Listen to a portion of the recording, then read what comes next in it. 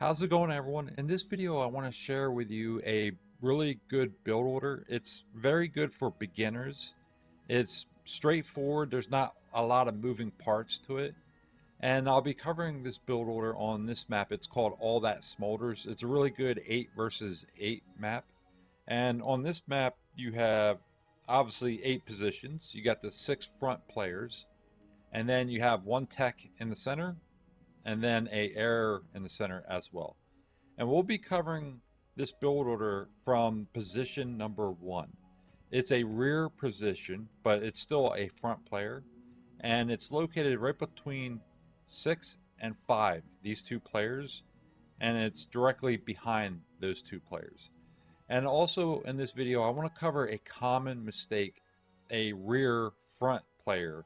I like to call this front support because it supports 5 and 6. But I want to show you a common mistake a player makes in this position. And this also goes for position number 4. There is a common mistake I see often, in my opinion anyways, a common mistake I see from number 4 and position number 1. And I'll show you that by the end of the video as well. So let's dive into the build order first. Before I place the commander, let's go over some of the custom settings I have for this map. So I turned off the fog of war, and also I have 8 inactive AIs that will appear as opponents on the opposite side. The reason for that is I could show you the lanes of our opponent later in the video. But let's dive into the build order, and we'll start off by placing our commander within the position number 1. And we'll start off with 2 metal extractors and then 3 winds, and that's all I start off as. And I make sure to place that within the border radius of the commander, and then from there we'll go off of the wind. So this build order kind of varies depending on the wind.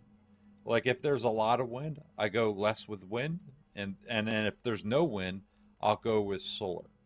So we'll see in a second. I'll go ahead and select ready, and I'm keeping an eye on this wind speed up here. It always starts off at 7.5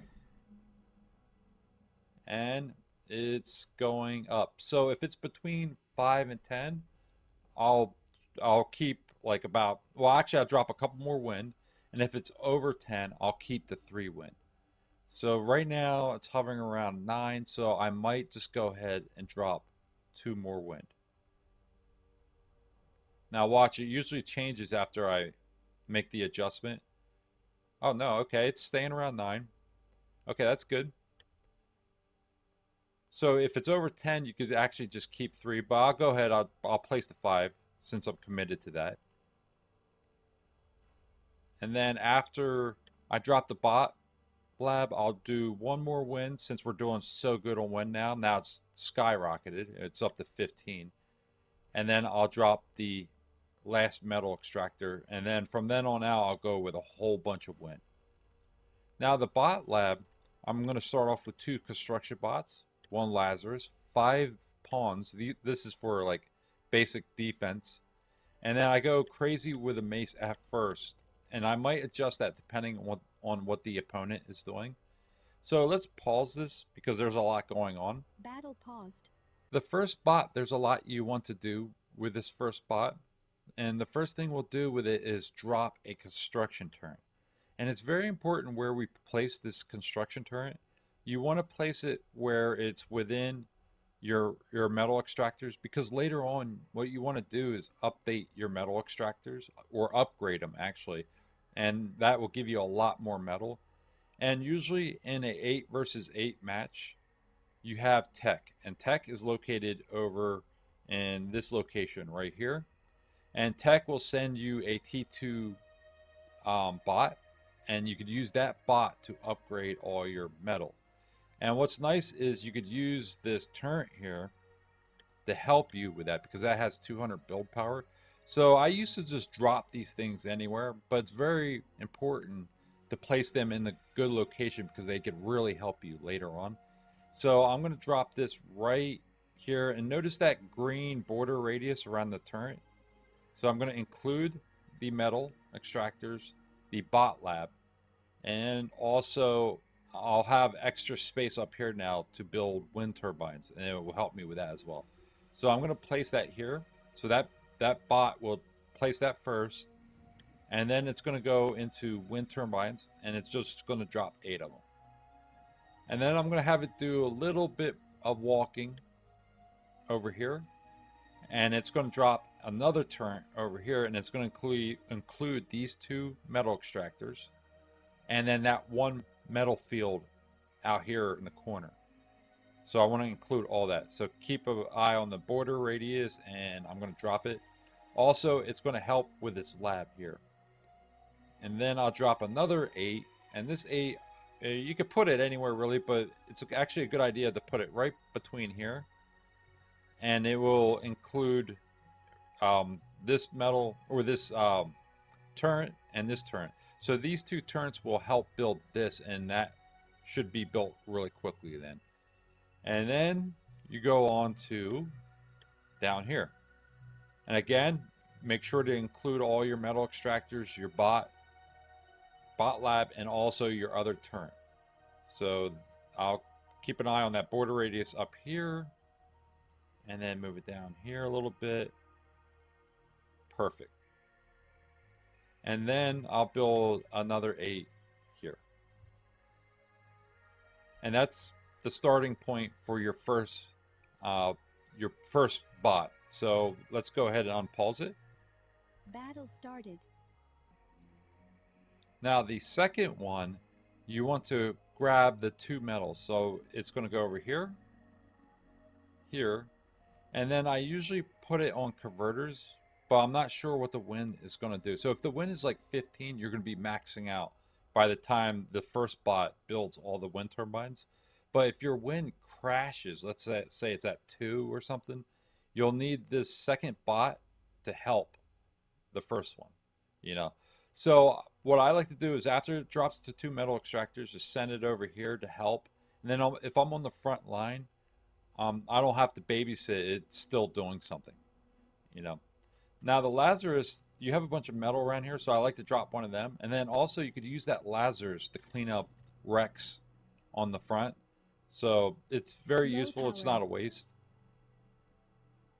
Now the commander, I'm going to send him over here. We are tanking on energy.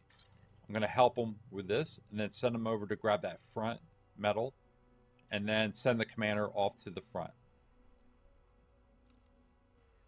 You need to get that commander out to the front to help, like really quickly. And then these units, I used to send them way out, but I keep them kind of close to the base because I made the mistake where I sent them out too quickly, and then they'll rush you around the side over here or something, and then all your units are out there and you're getting wiped out. And also, you keep in mind your commander's leaving as well, you know, so you're pretty defenseless at this point. You're very vulnerable. So I keep the units close by, and then when I think everything's pretty good, I'll send them out. And then select your bot lab, and then select your commander, or set your waypoint to your commander like that. Now every unit that's produced out of your bot lab will go automatically to your commander. And what's nice about that is if you hit tab, you get sent to your commander already, you know, and then you'll have your units all around your commander. And since the commander is on the front line, that is where you want your units, you know.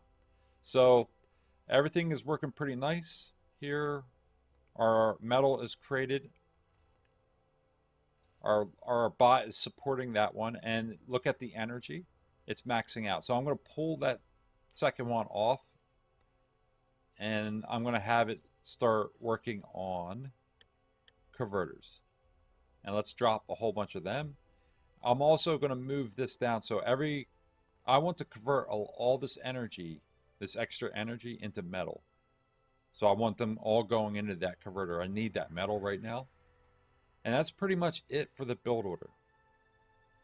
So once this first bot is done, we'll start dropping some solar and start preparing to go into T2. Start that process. But keep in mind, there's a lot of times I don't estimate this, but the front line could cost you a lot of metal. So let's jump to the front line. I'll hit tab, send me to the commander. And then I'll send my units right here. And then let's say number 6 is having issues. I'll try to support number 6.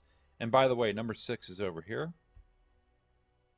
So 6 should be up here. But let's say 6 is having issues.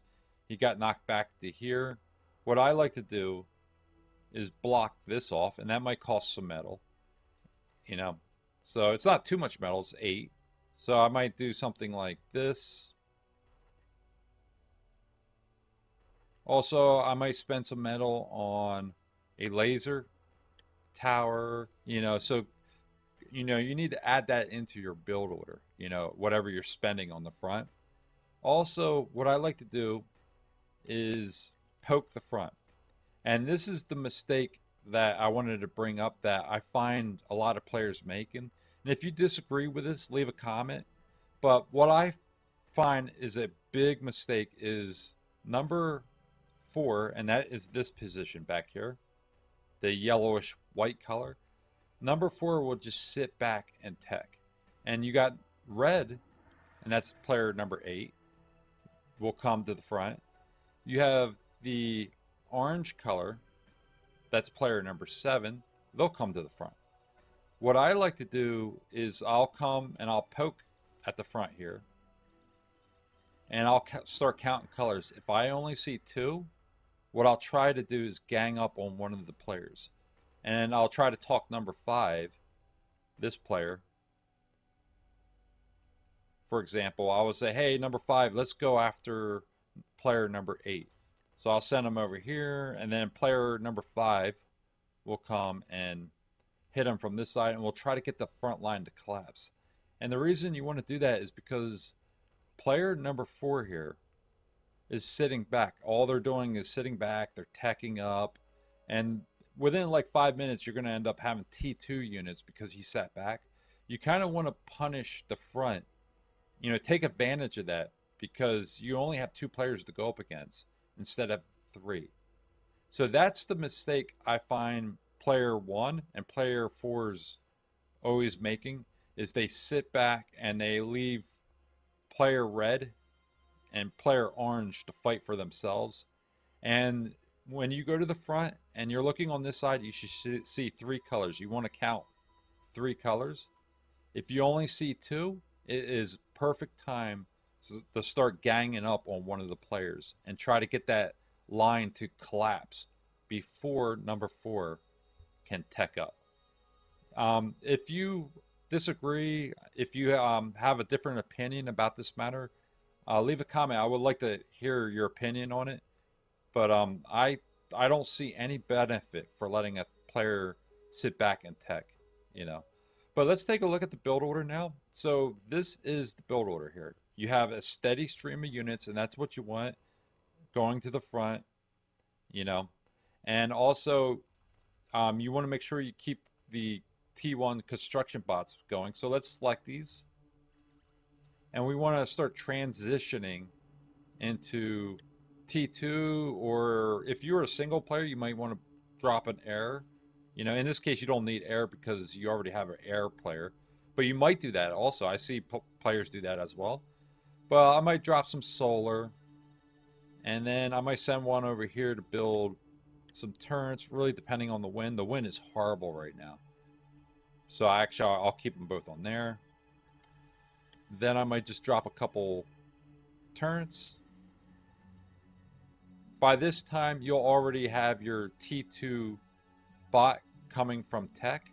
So you want to send these guys on to upgrading all of these, your metal extractors, But from this point, it could vary tremendously on what you want to do.